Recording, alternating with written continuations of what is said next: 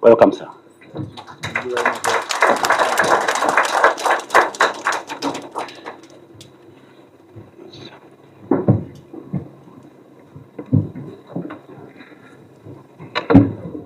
Please be seated. Thank you very much.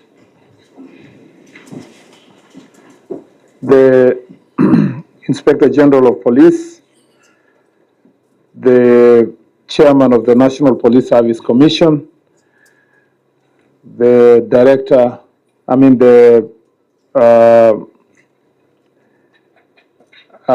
Director of Public Prosecutions, the DPP. We have here also the Commissioner General of our prisons. We have our DIG APS. We have our DCI. We also have our Director in charge of e-citizen and other distinguished guests. Ladies and gentlemen, good morning. Good morning once again. Thank you very much for having me here. Mr. IG, thank you for inviting me for this very important occasion. And thank you for the warm welcome for the trip we've gone around this institution that is very important for our country, but also located in a very serene and very good working environment. I've always joked to DCI that this is where the cabinet secretary should be working from, not in the noisy Arambe Avenue. And thank you also for DCI I didn't know that investigators can sing. So I'm very happy to have enjoyed the DCI choir, which is a very important side of our lives, that beyond just investigating crimes, we also have other responsibilities in life. Today marks a defining moment in the transformation of Kenya's security architecture, an important milestone in our shift from traditional policing to a modern, science-driven and citizen-centered justice system. The international accreditation of the Forensic Evidence Management Unit and the launch of the Multi-Biometric Identification System, MBIS version 5, are a clear demonstration of our commitment to modernization, institutional reform, and improved service delivery. We are here today because Kenya policing is changing. We are moving away from the old style policing towards something built on science, technology, and institution more attuned to the needs of the ordinary citizens. We're moving away from gossip-based collection of evidence to science. I saw some other former politician, an impeached former leader, saying that he's very well connected to our police officers, and he collects gossips every day because he's not busy, unlike the president. Now we want to tell them that that was very old style of collection of evidence. We have moved to a very modern police driven by science and technology. We don't need this gossip to run the National Police Service. Today's handover puts Kenya on the global map as having Africa's first internationally accredited forensic evidence management unit. This is a strategic national asset, one that will make our justice system stronger and give Kenyans more reasons to trust it. I wish to congratulate the Inspector General, the Director of Criminal Investigations, and the ministry, all the ministries involved, including our Huduma centers and every officer and partner who helped us get here, including the e-citizens department. Under the leadership of His Excellency President William Ruto, the government has placed the security sector modernization at the heart of the bottom-up economic transformation agenda. A prosperous and a secure nation cannot be built on outdated systems. We must continuously invest in technology, innovation, and institutional excellence to meet the evolving demands of public safety. During our Jukwaa la Usalama forums, we had the same complaints over and over again. Police clearance certificates take too long. Investigations drag on because of evidence is not managed well. and people lose faith when things move slowly or feel hidden from their view.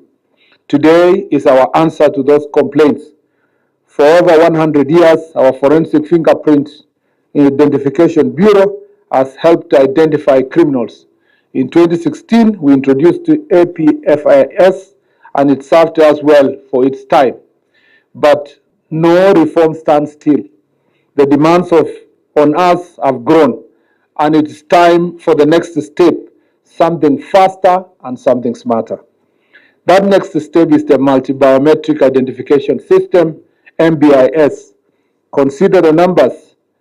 With this landmark development, our records capacity jumps from 2 million to 10 million. Daily fingerprint searches go from 4,500 to 20,000. The turnaround time, 14 days or more, will now be reduced to just 24 hours. To unlock the system's full potential, and because MBIS is designed for seamless and secure data sharing, we look forward to linking it with the National Registration Bureau, the Judiciary, Immigration, and Interpol through the necessary legislative and policy interventions. This will enable faster identification, verification, real-time intelligence sharing, and more effective cross-border cooperation. This is really huge. Where we are moving in the next few months is going to be really, really very important for us, that at a click of a button, the DPP will know whether somebody is first offender or habitual offender. And it will be also easy for businesses and service providers to understand and know their customers better as we integrate it with the National Bureau of Statistics. And therefore, persons who in the past have slipped through the system will no longer do so, because the records will be very clear. We will know who you are. And that is really what it means in practice. It means that Kenyans will get faster, more reliable services. We will also be rolling our biometric enrollment to police stations nationwide, so investigation can move faster and services reach people closer home. I want to say that this is a game changer. As I said, people will not be slipping through the system even as you undertake investigations. It will make us to be in a position to deal with criminals very faster. But also, just imagine, we were with some citizens who had come to queue, and they knew that they were coming to apply their, they had already applied their police clearance certificates online. So they were coming here to do the fingerprints the old way, with ink all over. Some were even carrying, those who had done the fingernails, were coming with very important wipes to take care of their fingernails and fingers. And they were hoping that they will get their clearance certificates in the next 2-3 weeks, 1 month.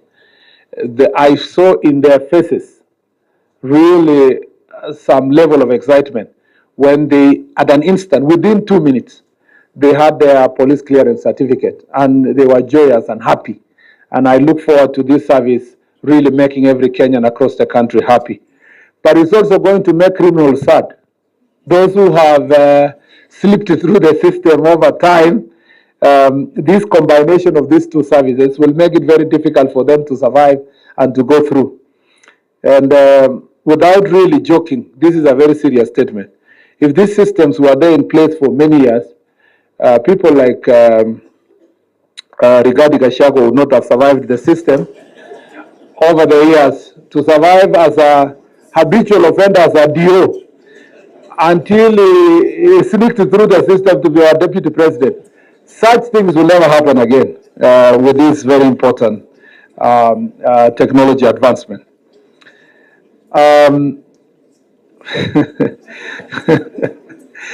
This accreditation means our chain of custody for evidence now meets international standards. Evidence will be collected, stored, and presented properly which means stronger prosecutions and more convictions from our courts. It also sends the message that our forensic evidence is now benchmarked globally, and our investigations are better equipped than ever to hold offenders accountable. It also positions Kenya as a regional leader in forensic science and sends a strong message to criminals. Our investigative capabilities are stronger, and our justice system is increasingly equipped to hold offenders accountable. We have made progress in other areas too. Our chemistry, biology, bomb disposal, and cyber and digital forensic units are working towards similar accreditation. We are deepening our partnership with ANAP, ICITAP, and other international bodies. It is gratifying to know that these reforms, while a result of benchmarking with best practices, are Kenya-owned and Kenya-led, built around our priorities, which are digital transformation, professionalism, and governance based on data, not guesswork. Where are we headed to? 3 principles will guide the future policing in Kenya. First is technological sovereignty, including systems like the multi-biometric identification system that give us real-time intelligence while keeping citizens' data safe. Second is professional excellence. This means holding every forensic and investigative function to international standards, so justice rests on evidence, not influence. And third is service that puts citizens first, using technology to cut red tape and build public trust in the police. We will not stop until every police station, every investigator, and every forensic unit meets its standards. The ministry will keep providing the policy direction, the budget, and the coordination needed to keep this going. To our development partners, please keep working with us. And this will make really the more difference. To ANAP and ICITAP, thank you for believing in this vision and standing by us. To the men and women of the National Police Service and the DCI, thank you for your professionalism. You are making Kenya safer. And to the people of Kenya, this belongs to you. It reflects a government that listens and delivers, and one committed to building a modern, professional, and accountable security system that serves every citizen with efficiency, integrity, and fairness. What we celebrate today is one milestone in a longer journey. More accreditations are coming. More systems will be upgraded. More reforms are already underway. Let me just give you a brief preview of what we are planning to do. As you very well know, we are undertaking currently the procurement process for the IC4, Integrated Command, Control, and Computation System that will ensure that we have coverage of CCTV cameras in 6 towns in Kenya, which includes the 5 cities of Nairobi, Mombasa, Nakuru, Eldoret, and Kisumu, and also Nyeri town. The objective is to ensure that we leverage on technology, and this technology, just like the technology that DCI has now launched today, will ensure that we have all the biometric, but also we have facial recognition systems fully supported by AI systems that can, with data analytics, that will ensure that we will then have more areas of our urban areas properly covered. We will hope also to partner with private sector. When we visited the city of New York, NYPD, the New York Police Department, I was pleased to note that the private sector in New York City is working closely with the police department by ensuring that their own private CCTV cameras are integrated with the one for the police, and it helps a great deal to ensure that every corner of our urban areas are properly covered. We are a really faster growing urban population, and it's estimated that by 2050 we will have more than half of the population of Kenya in urban areas, and it's important that we start by ensuring that these places are covered with proper cameras. We will have also command centers, 6 command centers and 1 national command center. This procurement process, which is going on, will be completed soon, and once it's done, it is also going to come together with digital OB, the digital occurrence book. What does that mean? It means that people of Kenya will report crimes at home, at workplace, where it happens in situ, to ensure that reports are going to be done well, and that it will be analyzed and will tell us what are the crime trends in which parts of the country. And then we can easily have proper interventions. We will be able to know which area has defilements, are prone to robberies, prone to goods and all kind of criminal elements in across the country. And that is important because we are the highly digital government in the world. I don't think there is another government in the world that can challenge Kenya when it comes to digitization of its services. When this government came to office, I still see a clip that the president promised then when he came to office that we will digitize 5,000 services. And I see some people still, sharing that clip as though we have not achieved that. We have moved from 5,000 that the president mentioned then, I think it was 2023, to 24,000 services that have been digitized. And we continue with that process. And that is why you saw the other day, to protect these services and to protect citizen data, we have established a national cyber security agency that is now, it is now properly anchored in law, passed by cabinet, anchored in law, and we are in the process of establishing the staff that are going to serve in that very important department. I tell you that with these services, and we're going to put all the police stations to have CCTV cameras so that we can be able to monitor service delivery in the police stations. It's going also to be, followed by providing the tablets that we promised to all our chiefs, and they will be able to report incidences of criminal incidents, but also dispute resolution cases and administrative issues across the country. That way, we are going to really reform this sector. Jukwaa la Usalama last year gave us a great opportunity to assess the things we were going through, and I want to assure you, Mr. Inspector General of Police, I know that we are planning to operationalize this laboratory in the next 3 to 5 years. But with the consultations we are having with Treasury, and considering the A&A raised by this department from the services they provide, we are going to cut that time to become shorter, to even at most 2 years, to ensure that this laboratory is going to be fully functional and can be able to serve the people of Kenya and serve them well. We want to ensure that there are no incidences that we can say as a country that we are unable to investigate, or that it's taking time for us to investigate, because we want to be aided by our laboratory and science. The last thing I want to say, I would not have said these things, but allow me to say this this morning, IG. These are things I would never really have responded to.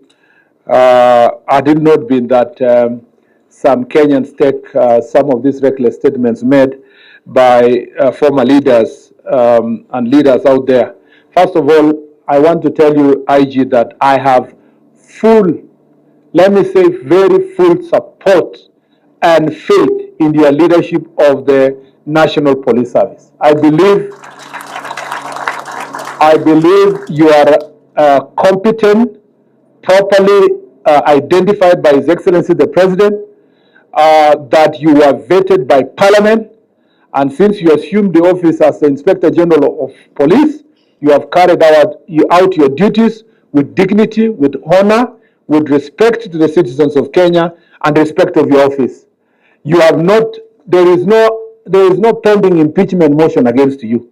It means that as the IG of the Republic of Kenya, the people of Kenya have faith in you. No petition has come in that you should be impeached or removed from office. And I want to say that your neighbor, your village neighbor, who was a former deputy president, and who was properly impeached and voted out of office by both National Assembly and the Senate, and affirmed by the High Court, has always come for you and always disparate your capabilities and your office. I must tell the people of Kenya that we have a very competent IG who is fully in charge of his work, and the work of the National Police Service is moving forward. Number two, I want to say that Kenya is safer, more secure than ever before. There has never been a period in the Republic of Kenya that there are fewer incidences of terror attacks, of banditry, of criminal robberies, of all kinds of theft. The statistics speak for itself. The National Police Service, under the leadership of the President, and with the investment that this administration has put in place, has made very great strides to protect this country. And it has become better because we work together with our defense, with the NIS. All the agencies of Kenya are working together in a multi-agency approach, and we have been able to secure our country. When we came to office in 2013, 2012, 2022, going to 2023, it was a very difficult period in Kenya.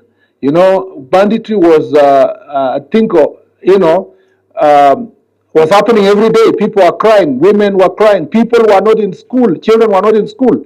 People were not in their farms. Today, in Baringo, in Elgeyo Marakwet, in West Pokot, in parts of, in Laikipia, in parts of Samburu, we have a general calm because of the investment that this institution, the National Police Service, has done, and by the government of Kenya. So for anyone to stand out there and say Kenya is not safe, that tourists should not be in our country, that is really embarrassing. And for someone aspiring to hold any public office, I know why Mr. Gachagua speaks the way he does. It's because of desperation. By knowing that he cannot hold office again in Kenya, and he can never be president of this republic, he wants to do a Samson, to take the entire nation, including its economy, down the drain with himself. We are not going to allow that. And I must say that Kenyans and Kenya should not be fed with a lot of lies that are unregulated. And I want to tell media houses, when you invite such reckless human beings to your media houses, please, for God's sake, carry with you a lie detector, so that every time you ask him a question, the lie detector will sound. Otherwise, you are going to be misleading the people of Kenya and driving wage and bad language and bad behavior to our country. I must say that this is really very demoralizing to see that anyone. But there is one thing that I'm very happy about Kenyans. Very happy that the opposition, and I can tell you, being a cabinet secretary of Interior, I know what I'm saying. The opposition, all the opposition leaders and all the government leaders agree on only one thing. There is one thing they agree unanimously, that Mr. Gachagua must not hold any public office again, ever. And even those who are hanging around him in the opposition, they are just hoping that he will never run for any office forever. So even when he's delusional and he thinks that he's being cheered by the others, I want to tell him that all those opposition leaders are like an hyena that follows a human hand, hoping that it will fall. And for sure, they know that Gachagua has fallen already. I want to say here, for avoidance of doubt, we take cases that are brought before DCI very seriously. And the DCI takes his job very seriously. The Inspector General of Police is not under the command of the CS Murkomen, who was mentioned yesterday 388 times in a TV interview. My name was Murkomen, but for God's sake, my name is Murkomen. But even though I was referred to Murkomen 388 times, I want to say that I have no authority to direct the Inspector General of Police in performance of his duties to investigate and to carry out policing responsibilities. I can only give policy directions and support the department. I believe the DCI officers who are here are well-trained officers to investigate any crime. And so for anyone to say that 68 women were raped in Olkalau by police officers and that it has not been investigated and that they have not reported to any police station, that is really serious. And for him to go further now to perpetuate his lie that those 68 women were treated in private hospitals and released to go home. I would like to ask all those private doctors in private hospitals who purportedly treated 68 people to report all those cases to DCI and to the necessary institutions, if not DCI to IPOA, if not IPOA to Kenya National Human Rights Commission, so that we can take any person who has committed any crime to task. And if not, those who are making those reckless statements must be held into account, not just by the police, but by the people of Kenya.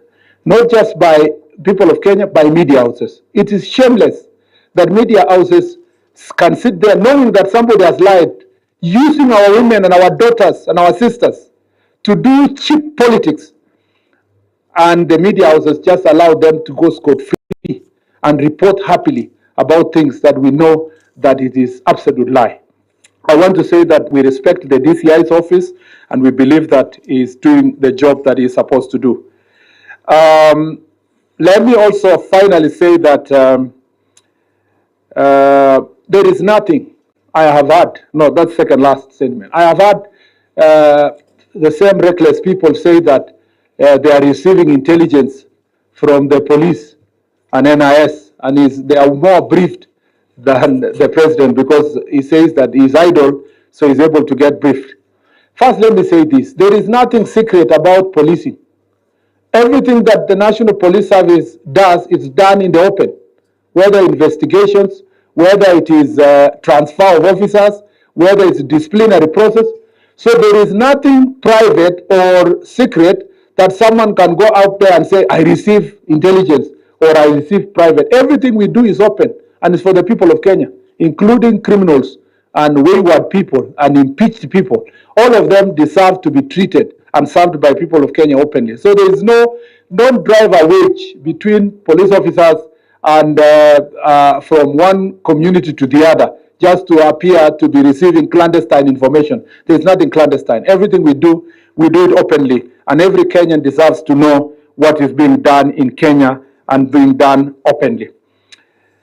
The question of goons, which has become a subject, I must assure the people of Kenya that this issue of goons and Goonism is not as bad as being exaggerated. It's actually hyped around politics and politicians. And all these politicians have had bouncers, bodyguards, so-called bodyguards in quotes, that have from time to time get converted to goons.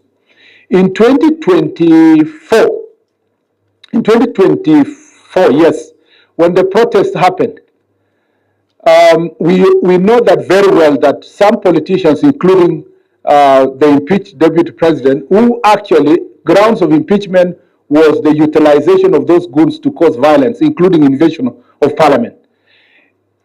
Those mobilized people to go and invade parliament. And parliament was attempted burning of parliament, attack of people businesses. At that point in time, bishops, whom I have seen them speak yesterday and the day before, came out in public.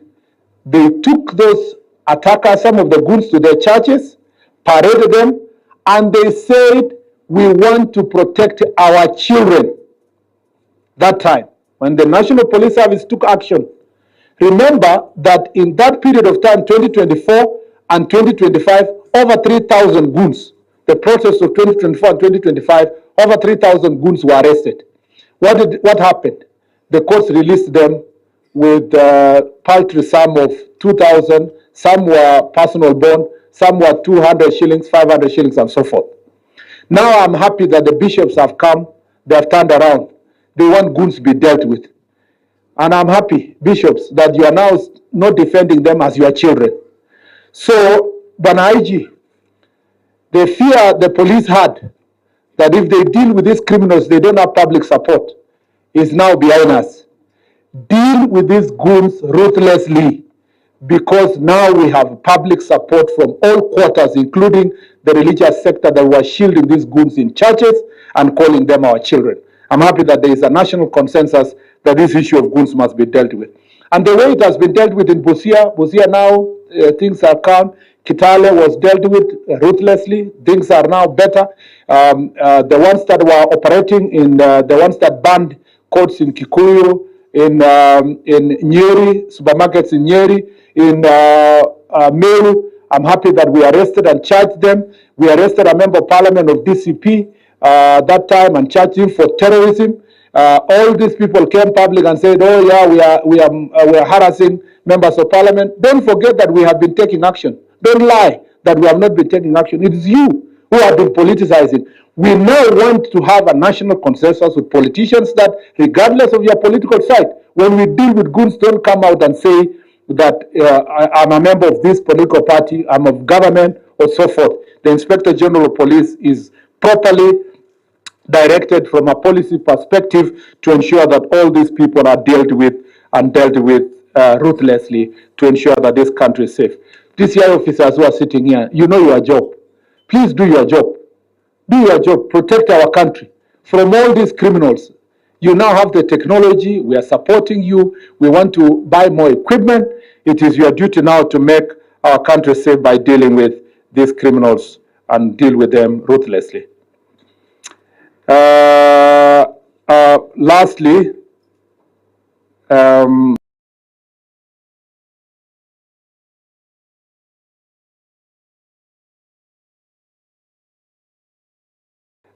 I will shield this National Police Service from persons who want to divide it, to call police officers, to call the IG because he comes from a particular community, to appeal to him that he must do things to support community interest.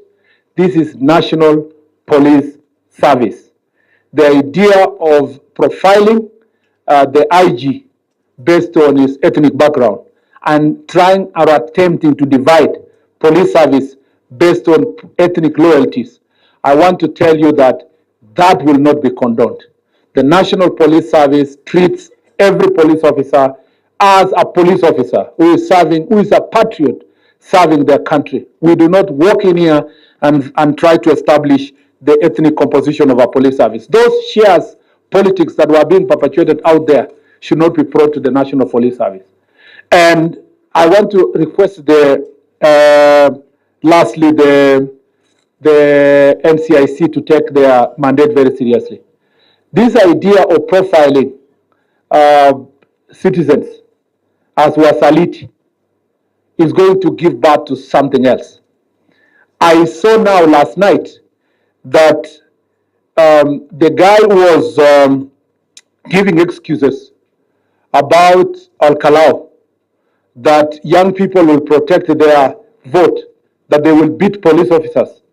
That is not all that, and I know Mr. Gachagua well. I have worked with him, I know him very well.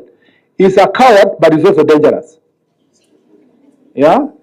If you saw the statements he was making, that all the people will protect their vote, the youth will come to police station, they will beat police officers, they did so in Volcalau, that is not an empty statement. What he is trying to do, he wants to recruit a militia before the elections, so that we will have a parallel system of militias that are purportedly protecting the vote. But the truth is that he wants to use criminals to attack people who he believes are Wasaliti and who do not stand in his political side.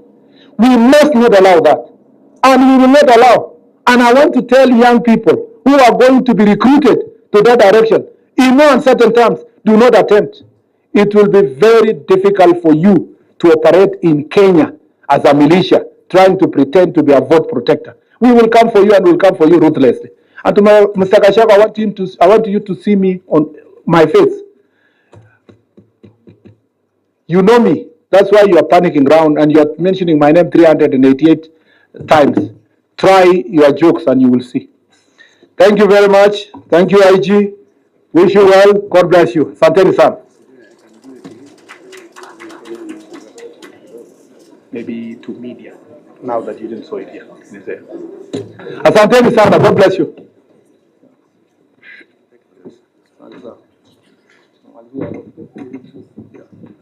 Thank you so much, sir. May I request, sir, that we get seated? There's still 1 or two more things to do.